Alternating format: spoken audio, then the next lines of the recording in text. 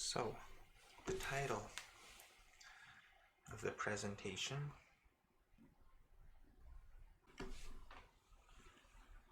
using the Canadian residential schools as a prime example of transgenerational trauma affecting both Indigenous and non-Indigenous families and individuals still to this day, either directly by way of genetic mechanics regarding methylation, understood via sciences like epigenetics or eugenics, like I've explained just before here,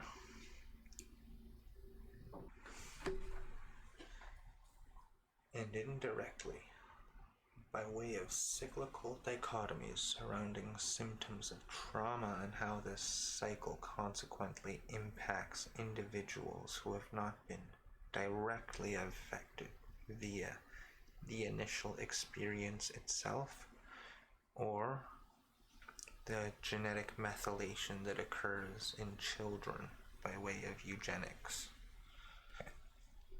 which would be directly. Indirectly, by way of cyclical dichotomies, and we'll look further into that. And let's take a look at some causes and contributors. Number 1, initial trauma experienced by the survivors of the schools. That one we may not to go into much detail. Fairly obvious. The symptoms following initial trauma which are projected onto others by the survivors or their children. So, projected onto others via stress, anxiety, depression, and cyclical dichotomies of psychological conditions and disorders. That one as well, fairly obvious how that would come to be. And 3, malnourishment, physically and spiritually or emotionally. I understand, especially further back in history, there was quite a bit of malnourishment, undeniably, both physically and emotionally and spiritually, having been cut off from our tradition and culture slowly to this day, as we see in the present moment. Our current condition shows just that. Not that we don't have a chance to step back from that, but leading to disconnectedness from the source, the creator, our culture and spirituality, having our shamanistic practice diminished and even demonized, if we will, falsely by religion. And we see that religion is surrounding a lot of what is taking place here.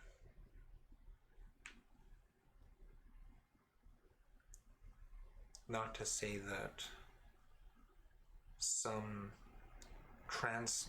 passages from Christianity are not legible here, but it is to note that religion is a big counterpart in trauma and what has taken place then and today. And 4, past life experiences, soul code genetics, an occult concept which we will be getting into further in another presentation. Maybe we will be speaking about that one a lot as well. So soul code genetics. there's good ones, there's positive ones, but in this case, it is a cause and contributor to trauma or symptoms of trauma. And that would be traumatizing events which took place in a past life. And for that, many would suggest you see a shaman or psychological professionals, but of course, with modern science, they tend to work from the top down, which is why I think it takes them 3 years to correct and balance these things in the mind, compared to a shaman. They say I hear many people say one session with me is compared to 3 years of psychotherapy, which I believe would be true if you are working from the root of trauma, where it is rooted.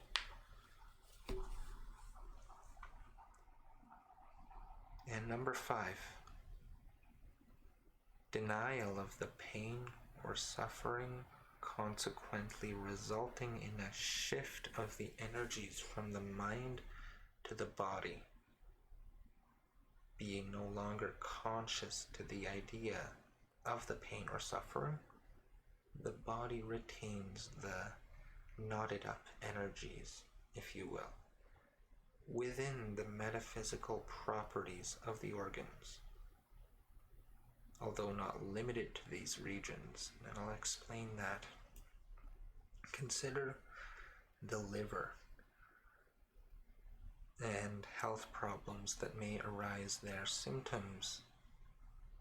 Medical science would say you have liver problems, but from the shamanistic point of view, you are dealing with anger, but you're stuffing it down, and it goes to the body, and it surfaces in these symptoms, these pains in the body. And those would be the correspondences between the organs and emotions, and that would be regarding another occult concept and teaching that also would need further explained also in a future presentation. And what's saying, although not limited to these regions, the way anger would be stored in the liver, it would also result in back problems.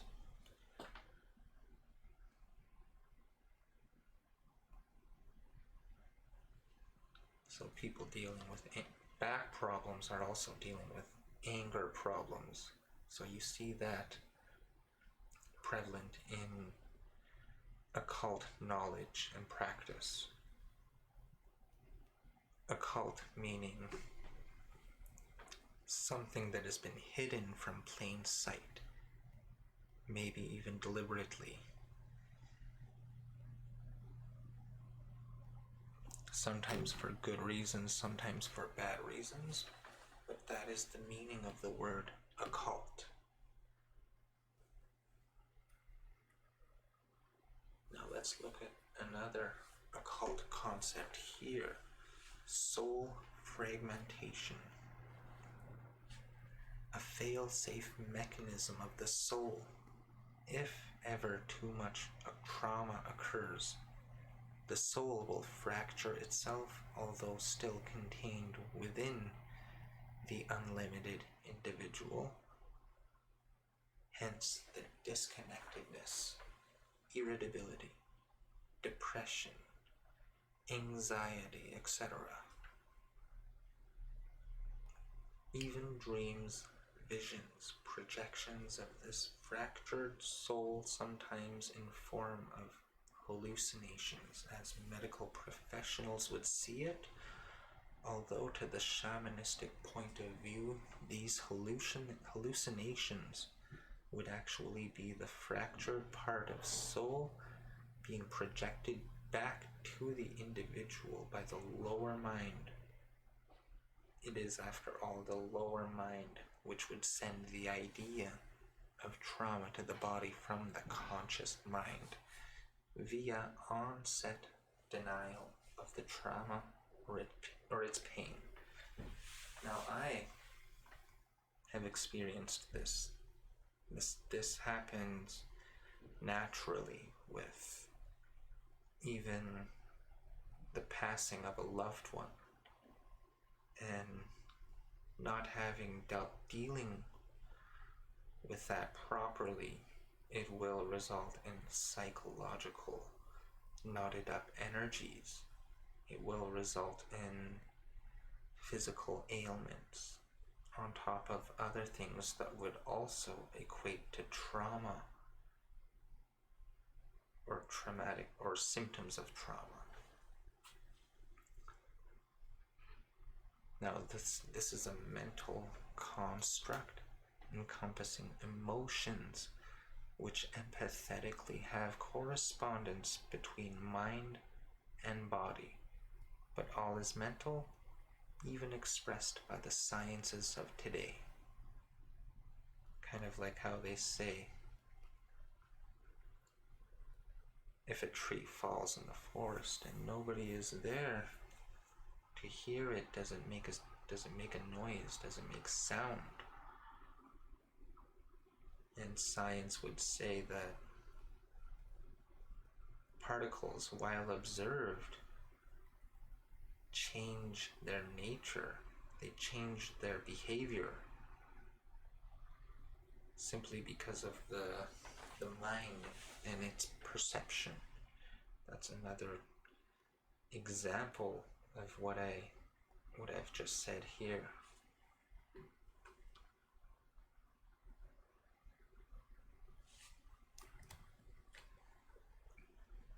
Now, let's look at the solution to soul fragmentation, which would be soul retrieval, alternative to modern science and psychology, native to many cultures, races, and teachings, many that go into prehistory, much like our North American indigenous culture that is slowly diminished. Of course, we are responsible for that, but it should not go without mention.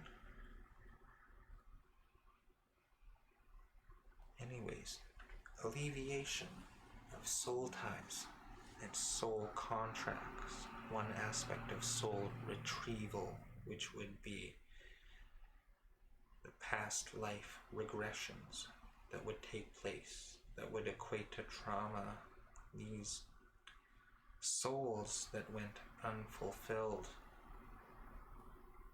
in the occult world, understanding that we have not just one soul, being unlimited, but of course we have one active body, and that also is another occult idea, not really accepted by modern science. Now, these past lives, these soul ties, these soul contracts must be alleviated, reconciled, in whichever way. Now that you really have to know yourself, know who you are, and have that memory. And 2, reintegration of soul fragments by way of shamanic journey. That is going into your energy body, traveling to whichever dimension. In the Norse mythology, there are 9 of them. Earth, Midgard, which is the dimension that we reside in, would be one of them, which contains all dimensions. And in shamanic journey, you would travel to whichever dimension your soul fragment is residing in. Now, calls. The Sami shaman call, the reindeer herd call that they use to simply call their reindeer, is another occult concept, also used to call back your soul fragments. Another way, meditations. There are countless various meditations that would assist you. I know of only a few that I found were able to assist me on my journey here. And I will also share that with whoever would, with whoever needs it. And another recent one I've come to learn about is communicating with your soul fragments through dreams and having reintegrate them back into your being through reconciliation, through soul ties, another aspect of a soul tie, if you will.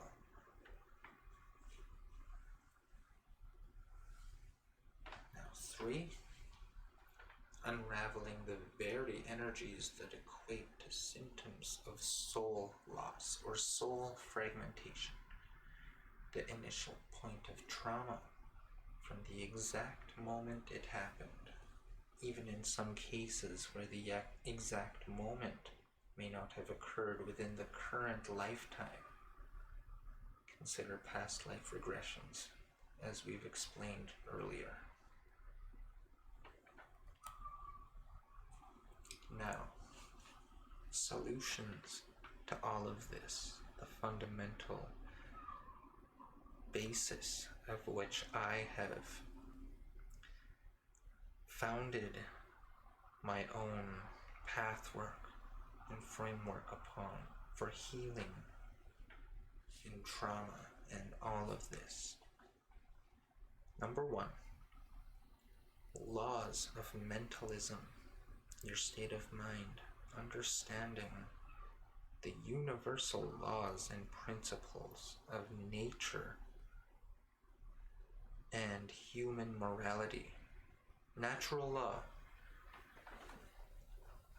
Mark Passio explains greatly on this. I would suggest watching his presentations.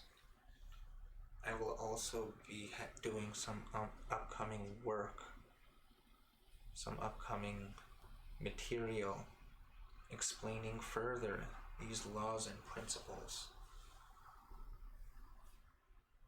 2, Reiki energy work, relaxation of the body-mind, which is what Reiki is most generally known as. Reiki is also known as other things, but in this particular category, it would be relaxation of the body and the mind. Energy work.